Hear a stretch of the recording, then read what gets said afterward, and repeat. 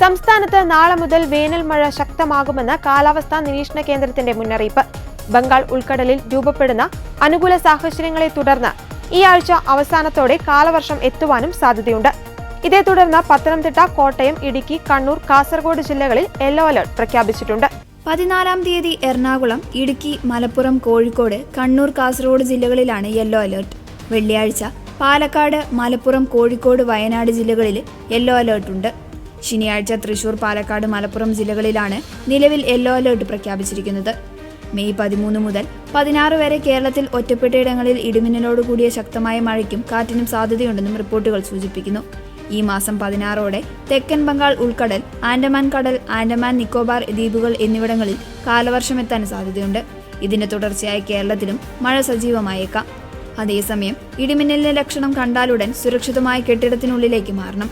ജനലും വാതിലും അടച്ചിടണമെന്നും ദുരന്ത നിവാരണ അതോറിറ്റി അറിയിച്ചു.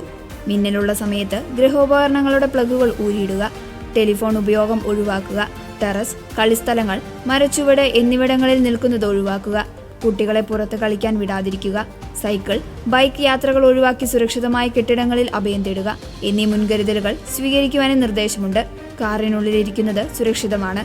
മഴക്കാർ കാണുമ്പോൾ തന്നെ മത്സ്യബന്ധനം, കുളി എന്നിവ നിർത്തി കരയ്ക്ക് കയറണം. വളർത്തുമൃഗങ്ങളെ മഴയുള്ളപ്പോൾ മാറ്റിക്കെട്ടാൻ ശ്രമിക്കുന്നത് അപകടകരമാണ്. അത് മുൻകൂട്ടി ചെയ്യുക. മിന്നലേറ്റ ആളിന്റെ ശരീരത്തിൽ വൈദ്യുതി പ്രവാഹം ഉണ്ടാകില്ല. അതിനാൽ അവർക്ക് പ്രഥമ ശുശ്രൂഷ നൽകാൻ മടിക്കരുത്. ആദ്യ 30 സെക്കൻഡുകൾ ജീവൻ രക്ഷിക്കുന്നതിൽ നിർണായകമാണ്. ഉടൻ തന്നെ വൈദ്യസഹായം ലഭ്യമാക്കുക തുടങ്ങിയ നിർദ്ദേശങ്ങളും ദുരന്ത നിവാരണ അതോറിറ്റി പുറപ്പെടുവിച്ചിട്ടുണ്ട്.